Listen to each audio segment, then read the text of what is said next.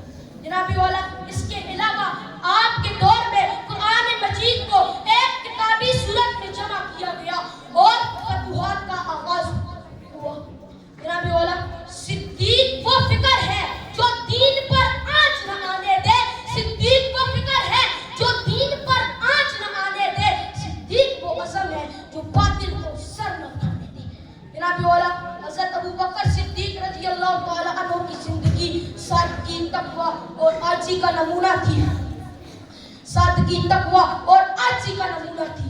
आपने खलीफा बनने के बाद भी अपना मामूली कारोबार जारी रखा। जब बैतुल माल से वजीफा मुकर्रर हुआ तो आपने फरमाया इतना ही दो जितना एक आदमी का गुजारा हो जाए। जनाब औला आखिरकार 22 जुमादी अव्वल 13 हिजरी को ये अजीम हस्ती इस दुनिया से रुखसत हुई। इनकी जिंदगी से हमें ये सबक मिलता है, एतमाद, कुर्बानी, काबिलियत और तकवा और आजी ही असल कामयाबी है। मैं अपनी तकरीर का इख्तिताम इस शेर से करना चाहता हूँ। सिद्दीक का रास्ता ही निजात का रास्ता है, सिद्दीक का रास्ता ही निजात का रास्ता है, सिद्दीक का रास्ता ही हयात का रास्ता है। ओ माली ने